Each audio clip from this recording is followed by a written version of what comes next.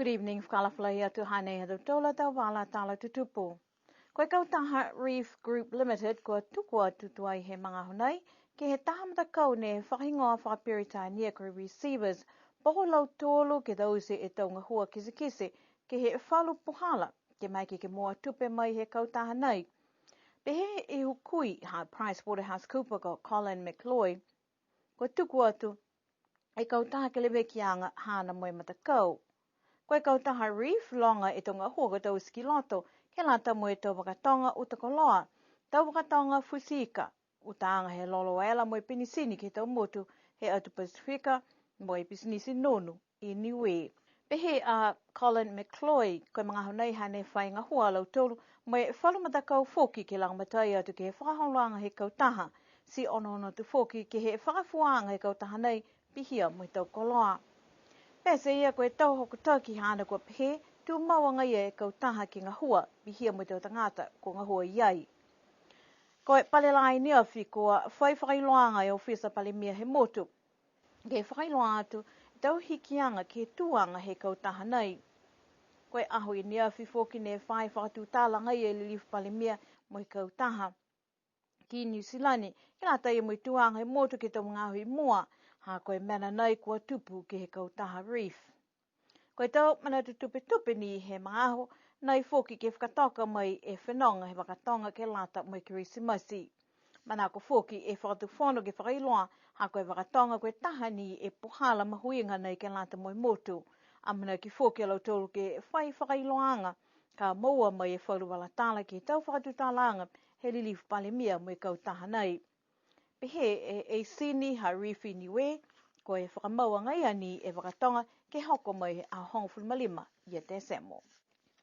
Ko e palela he aho nei kua liu e matakau le weki ke tau le kua tupu whakaofu mai maskele he motu ko e National Disaster Council ke whailoa ke tau tangata osi ke he tau hata ki anga kua whakatoka ke he tau mga hoko mole ke he waha tō la. Lahi e tupe ha kua tumau e tau tangata ke he tungi pese ko whailoa ke tauwhi e tau tungi ha kua mō lahi e whanua. Koe tau hata ki anga mai he whahele weki ke tau le kua penei, tau whakangahua e tuanga tauwhi e tau tungi tunga ne whakahiloa ke a uawhi matoli ao koso he tau nei.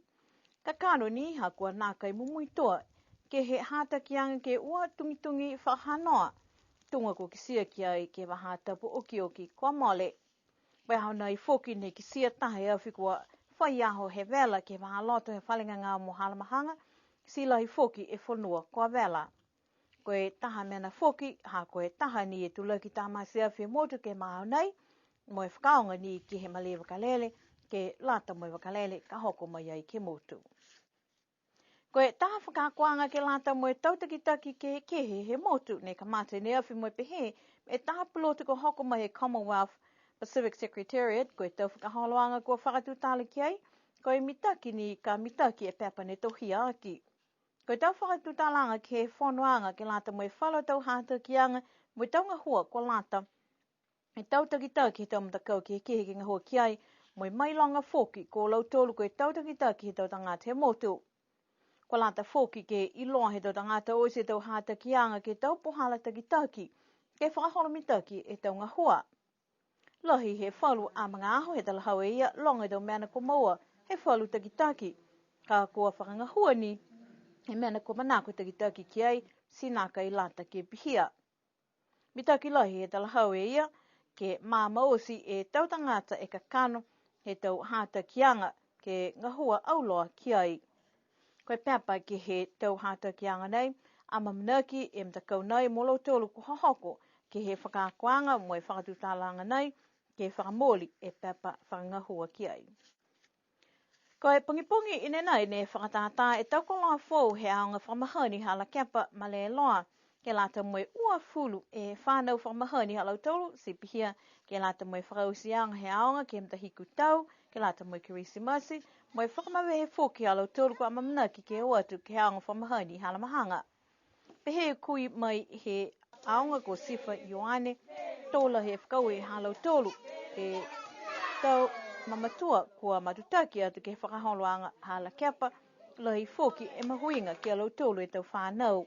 tokolo ngai ang nei kai tuko tuni to whakaue ki he matu whine ko Mary ha ko tau se ia ang nei si ko talia foki ia mai tonu he tau manga tata mai ka haki la kepa ki o mai ki de mai ha mai tolu tau whanau mai do mo kupuna ke he ang nei tau ela hi he ko talia pi ia mai fia ia ke o mai ha mai tolu mai ha mai tolu tau whanau ke ang nei ma winga fifi ke whamahani to whanau to watoi ki hanga whamahani lahi I hamahang. Oi aonga lahi e tau pakakwanga pihinai ke lata mai hatu tūra tau whanau ke se ni koe pele a lau tōru me fia me whiwhiua ka kwa aonga lahi e tau manenei ke whakawea ki po ke tau la ki ha lau tūra tau mumui whakako ke mai ke lau tōru ke whakawhetui me tau whanau mai ke whakatau a lau tōru ke tūtala ke tau whaiaonga me tūtala ke tau ke whalua whanau koe ringa koe whakameanga nei ne mua atu he aonga ke lata mo I tau mumuia si hake whakaako he a tau tūra tau whanau.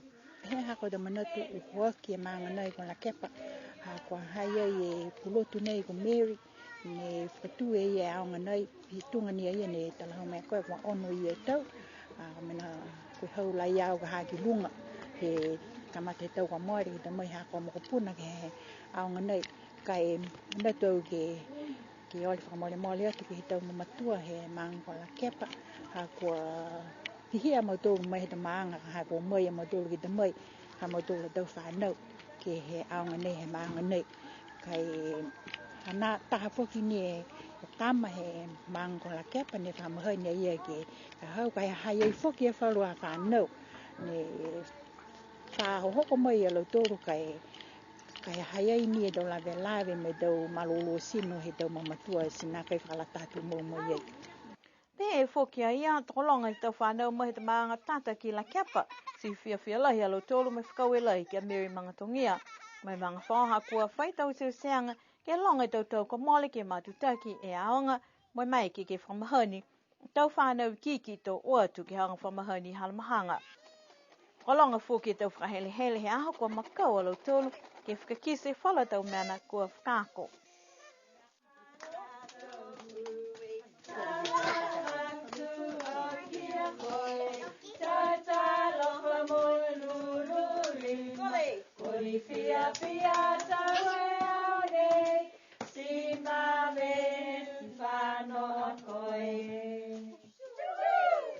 Ki sia foki e makaukau e te whanau he aunga ke whakaonga I tau koloa fōu nei, mo e whalu koloa kua whakatata whakamuala ia ina nei.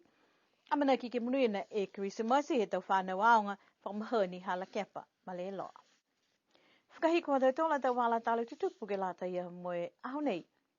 Ko e whamanatuanga he hewunga fule tau he maanga ko namukulu, ne whakahoko he aho whaiumu ka mole, mo e whakamunuina he tau ngahua ke whale tapu, mo e pokofono kua whakafou tuai.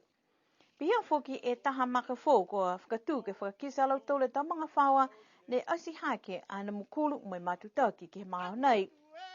Tokolanga I tau tangata ne tolo atu si pia foki ni alo tolu kua whenaunga mai pawaki I Nusilani ke kau whalata ke aho.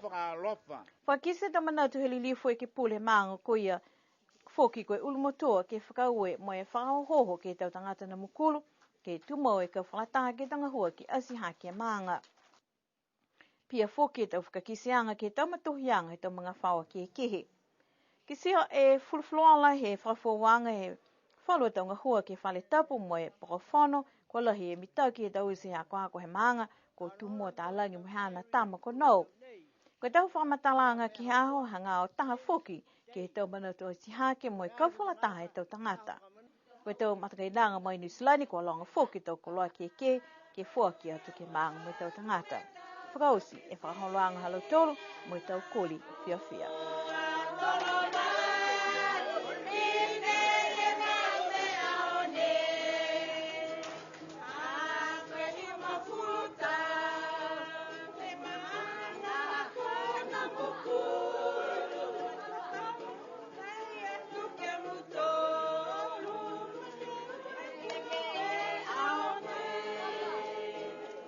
Ana hadau tola da wala tala tutupu, ke lata ia mai awhiawhi nei, nana wha mai mawhala.